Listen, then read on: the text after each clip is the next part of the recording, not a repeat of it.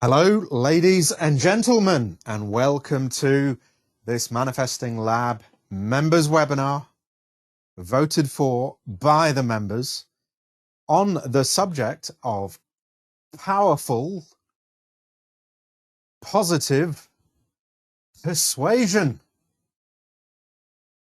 And what does that mean? Well, it basically means in this webinar, you are going to learn how to persuade anyone towards anything. And have the law of attraction help you.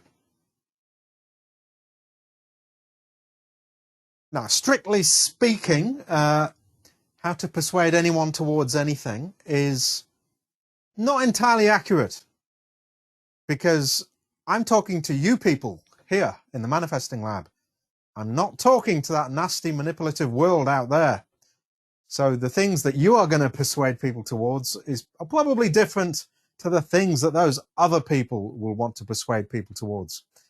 But we will talk about that very shortly. But what I'm going to show you today is an approach that is extremely powerful.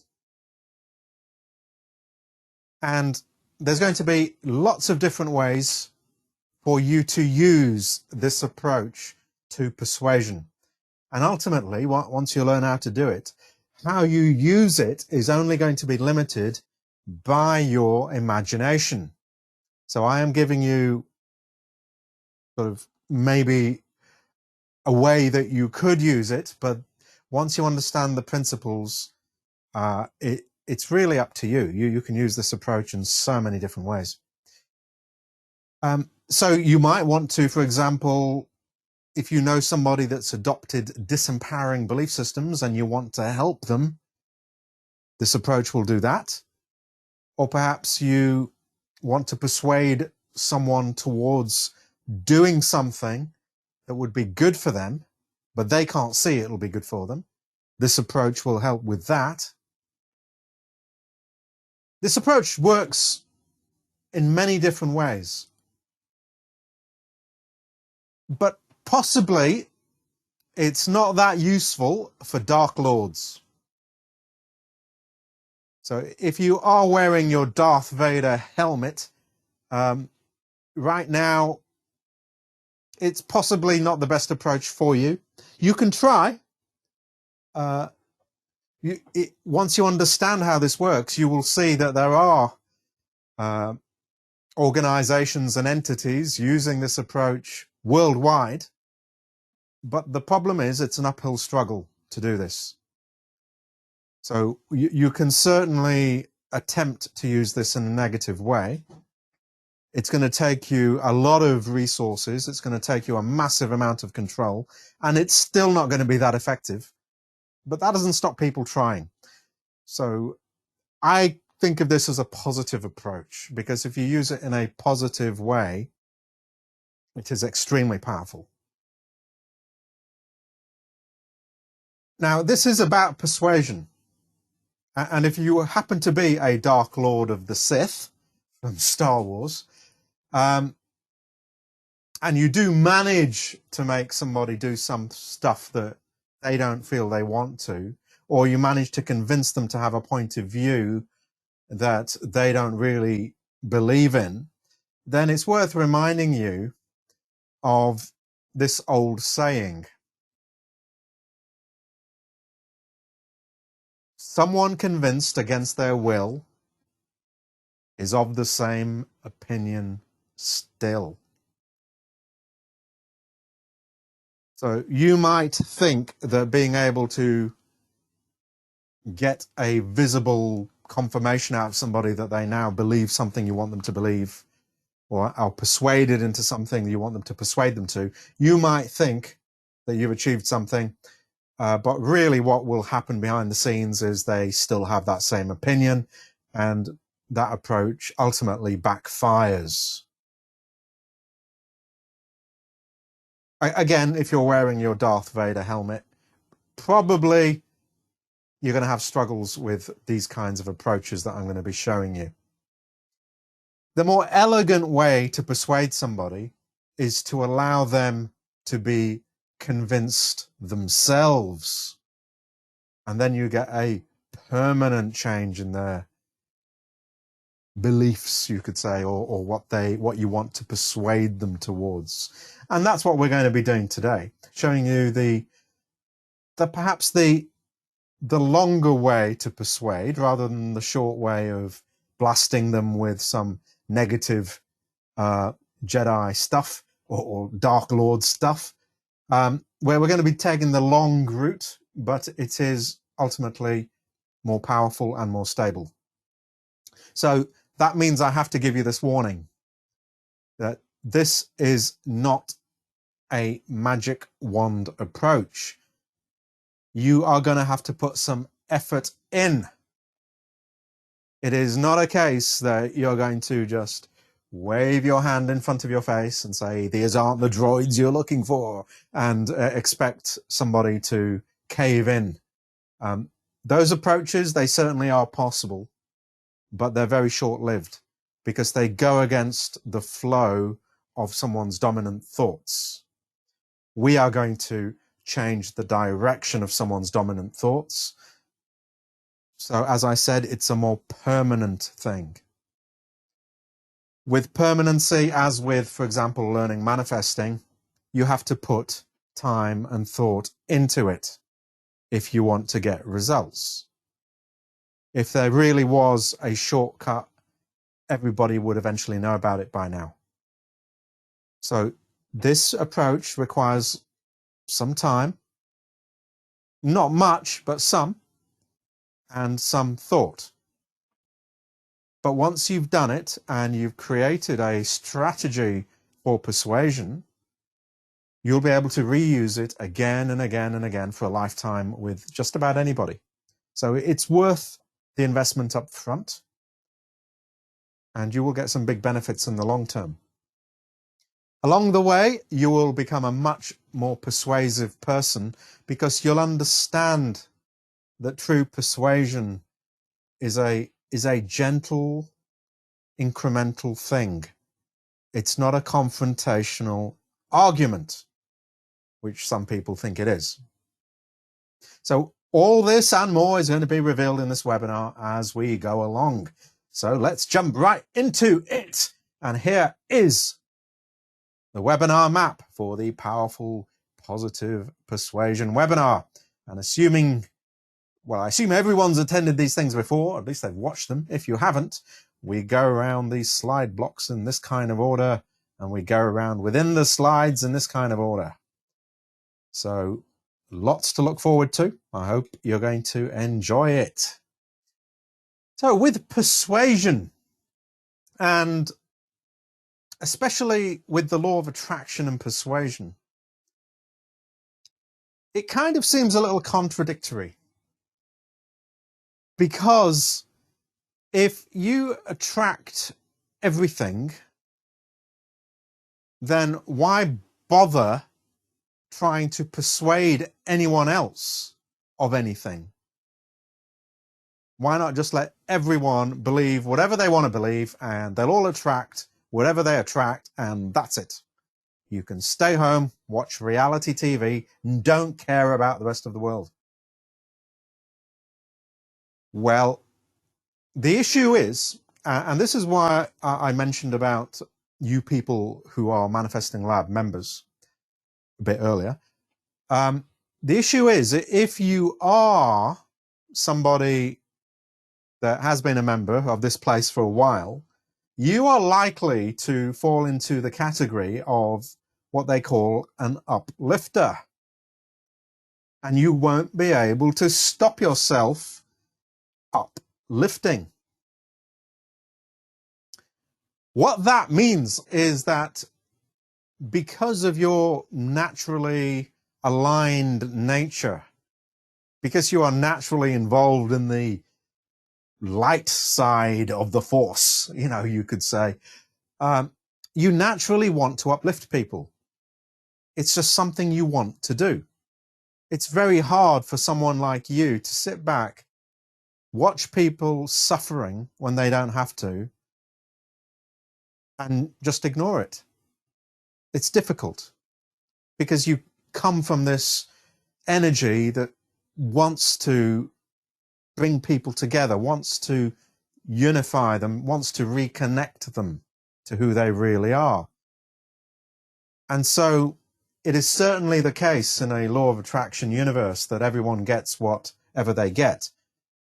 But being an uplifter means it's very hard for you not to do something. And quite often what you want to do is to persuade people into upliftment. That is where persuasion fits in. So you can certainly do your Dark Lord stuff, fine, but there's a part of you that really wants to be the good side of things, you know, wants to uplift people, wants to reconnect them. So it is certainly true. There is a law of attraction, and you cannot assert into someone else's reality in order to uplift them. But you can influence them to calibrate themselves to an uplifting vibration, which is different. So there is a law of attraction. You cannot assert into another's reality because they are attracting, but through persuasion, you can help them attract something different, and you can fulfill your desire to uplift others. Now, this webinar is going to help you do that. But let's just examine why it is, first of all, that you even have to uplift anybody. Generally, it comes down to this, and this is a concept I've spoken about before, and I've spoken about in some detail in a webinar called Becoming Unhurtable. It's because the reason you want to uplift people, or the reason they even need uplifting from your point of view, is that they are sitting in the dark on a sunny day. Now, I'm not going to go into a long explanation as to what this is. Just watch that Becoming Unhurtable webinar if you want to know. But just to put it very briefly, they have this inner being that is always guiding them every step of the way. And if they followed the guidance of that inner being, then you wouldn't need to uplift them, because they would always do the most empowering stuff. They would always live a happy life. They would always be guided to the next step and the next step and the next step. So you could say this is the sun of your inner being. But what happens to people over time, having played around on this planet for a while, is they give more and more credence to experiences, to events in their lives, to what other people say. They give more and more credence to that and less credence to their own inner connection. And so they effectively block that inner connection. And so despite it being a sunny day all the time, they are now sitting in the dark. They are crowding out their own inner guidance and intuition.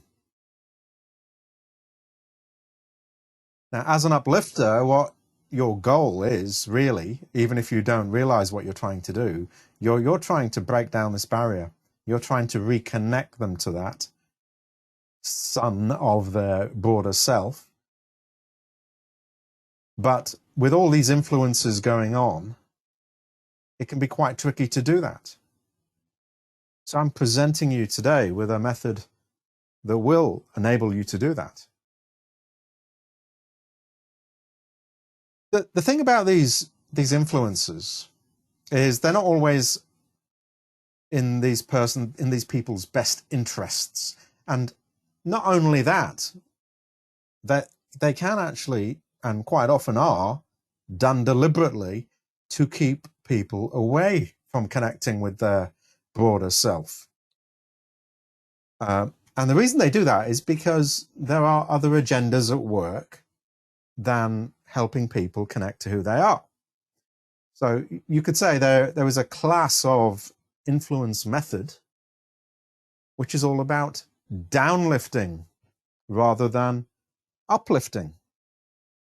And this is quite often what ends up leaving people sitting in the dark. So let me just briefly explain how these downlifting methods work, and then you'll understand how what I'm going to show you today is different.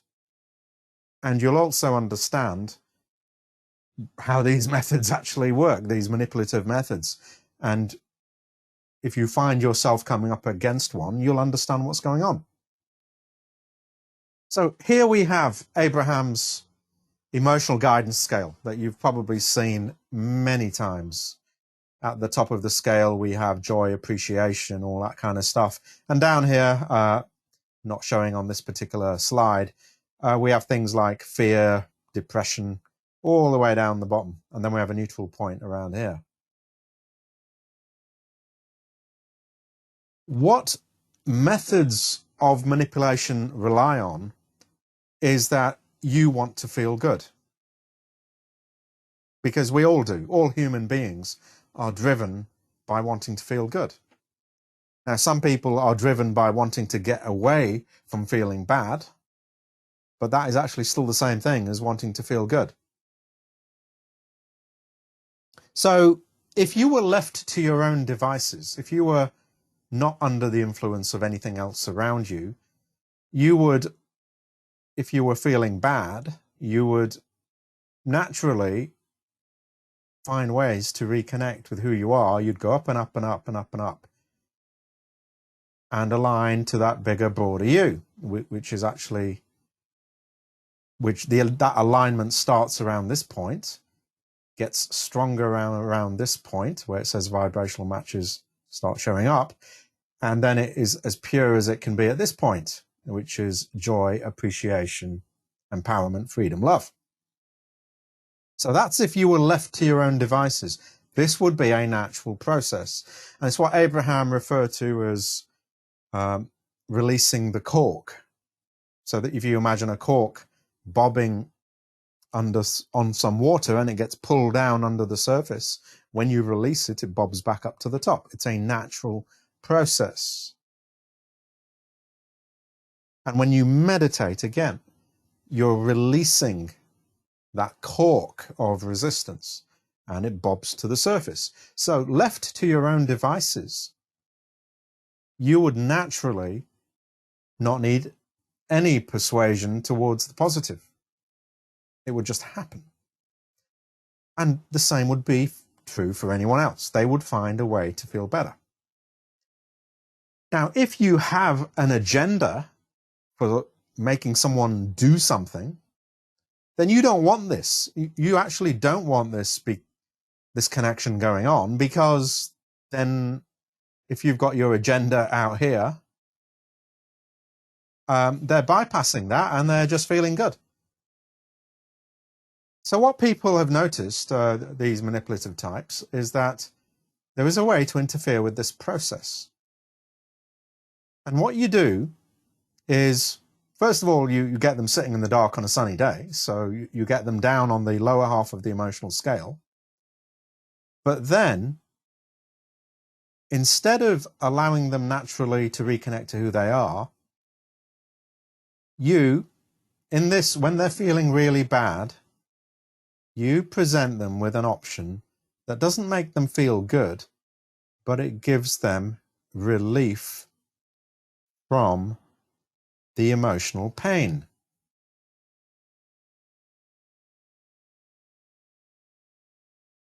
So they're feeling bad, and you might have manipulated them to feel bad on purpose. So then they feel relief from emotional pain, and you present them with a thing that will give them relief from that pain, and that is your agenda. That's what you're trying to get them to do. That is how you manipulate somebody.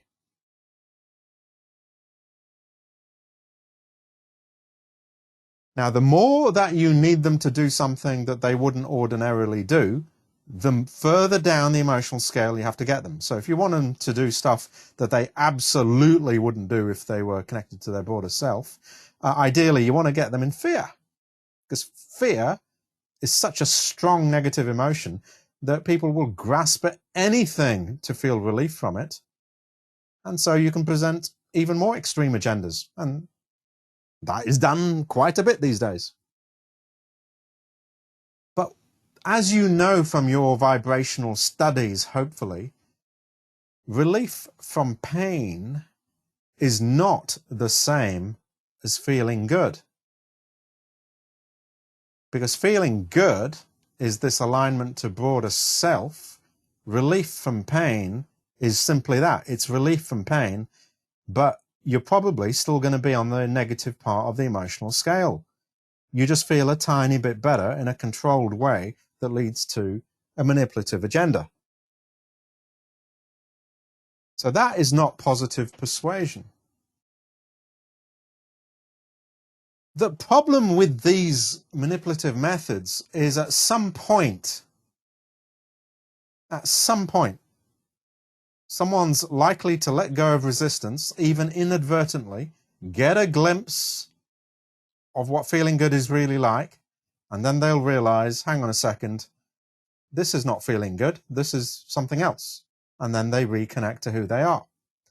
And so if you're going to carry on with this manipulative approach, you have to keep people down here. You cannot allow them up here in the positive part of the emotional scale. You have to keep them down here in the dark on a sunny day. And so there are plenty of methods that do that. You can look around, even the internet. There are so many methods for generating bad feelings and then presenting your agenda as a relief from the bad feeling. But you do not want people to be empowered. So I'm saying this because if you yourself find that you're becoming dependent on something external within you or outside of you that is not a connection to your broader self, then it's highly likely that you are succumbing to somebody's agenda, whether you know it or not. Now, I don't mean agenda as in some world conspiracy. I mean, it could be that some person you know wants you to do something, and they know that the best way they can get you to do it is to perhaps make you feel a little bit bad, maybe some sort of emotional distress. And then they say, oh, but why don't you do this to make me feel better as a result of you doing something I don't like? And then they've manipulated you. Happens all the time. Human beings do it all the time. It's nothing unusual. I'm sure every one of you here has experienced this. But this is what's going on. Whether the person knows it or not, they are playing this relief from pain game to get you to do things they want you to do. The thing is, all of these methods are doomed to failure, like I said. It's a short-term solution because sooner or later you're going to bob up, even if it is not in this lifetime. If you have to transition to do it, you're still going to bob up and you're going to reconnect to who you really are. So all these manipulative methods are very short-term, and they take a lot of effort to keep you down on the emotional scale, because you really have to be kept well under the water to avoid bobbing up naturally. The other thing about those methods is they're not very efficient. So if I was a Dark Lord of the Sith, I would be concerned about the actual waste of energy that's involved in them. And this is perhaps easy to explain from the D-Beam framework. Now, I had an entire webinar on D-Beam some time ago, so I'm not going to go into this framework in great detail. I'm just going to point out, and hopefully most of you will at least understand the framework. The framework simply says that we create our life from this direction downwards: beliefs, emotions, actions, manifestations. So the point I'm making here now is that manipulative methods, they focus on getting you to take different actions, because that's generally what people's agendas are about, getting a different kind of action. But this is why there's so much energy involved in having to do it because you're fighting with the levels above this. Because beliefs actually create emotions. Emotions lead to actions. Now, beliefs can lead to actions as well, but in either case, if you do not deal with the belief level, then you're fighting with the tide by trying to get people to do actions that they do not believe they have to do. So you're really going to have to build up those Dark Lord energies to quite an extent because it's going against natural flow. Now, if I was wearing my Darth Vader helmet, I would actually do something a bit cleverer than that, which is I would give people faulty beliefs, disempowering beliefs, and I would make them believe them so that then their emotions and actions and manifestations naturally flow from those disempowering beliefs. But again, you see, that's difficult to pull off because when you have a disempowering belief, you now have to sort of hide that person from anything that might challenge that belief. So even then, it's not a particularly great way to get people to do stuff. So really, what I'm trying to say is, if you are the Dark Lord of the Sith type, it's hard work. It really is. It's not ultimately worth it. I know there are courses you can buy that teach you how to make people do all kinds of stuff that they don't really want to do. And I know most of them, so funnily enough, no, not because I use that stuff, but because I'm fascinated by how they work. And you will see it's a massive amount of effort because you're fighting against the flow. And ultimately, you have to keep people in these disempowered states in order for you to continue to keep getting what you want. And then ultimately, you have to live with yourself. And if you are an uplifter, it's going to be very hard to live with yourself when you are playing these games with people. So what I'm recommending then for the Dark Lords among you is why not take a step over to the light side and persuade people in a positive way. And that, we don't call that manipulation, obviously. We call it positive persuasion.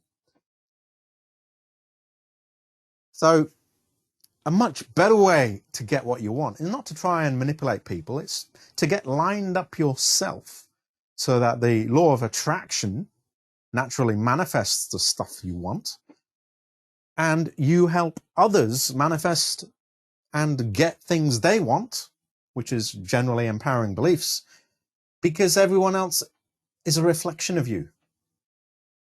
So that's why I recommend the positive persuasion approach over the dark manipulative cast a spell and all that sort of stuff, which does work. As I'm not saying none of that stuff works. It absolutely works, but it's hard work, and I'm just too lazy to do it.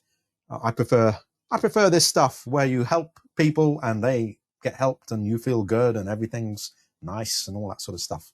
So I'm not negating any of those other Dark Lord approaches you may wish to use, but I'm just pointing out it's a lot of effort. What I'm going to show you today is less effort, and you'll feel better as a human being from doing it.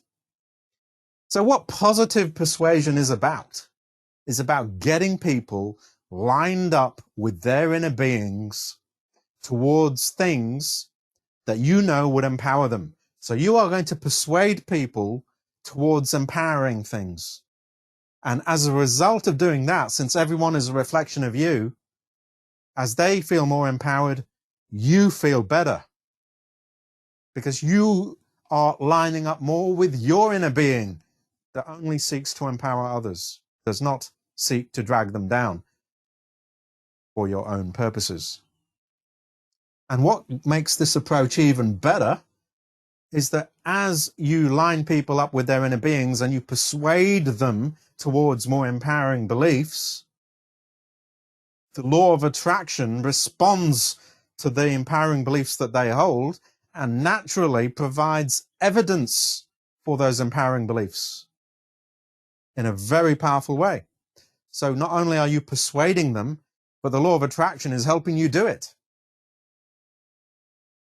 Now, the mechanics of this I explained in the Letting Go webinar, whereby I showed if you have an aligned vibration, or you're outputting an aligned vibration to the law of attraction, that's you aligned with your broader self, it is massively more powerful than just someone's physical self lining up.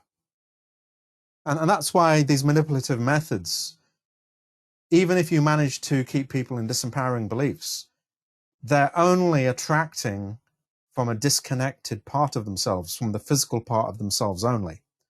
And so the law of attraction doesn't really respond that strongly.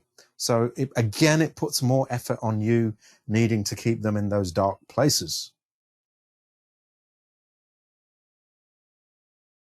So this is the easy way to help everybody, including yourself. That's what all this is ultimately about.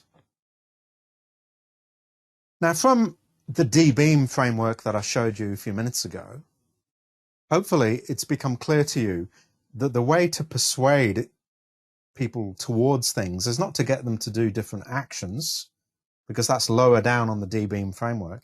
It's to change their beliefs. It's to get them to adopt new beliefs. And if they adopt new beliefs, then as I said, the law of attraction kicks in, because their broader self will agree with those empowering beliefs, and everything becomes easier. So belief change is the key to it all, not a case of trying to make them take different actions. And so why don't we have a look then at belief change? Because that's going to be the key to this positive persuasion approach.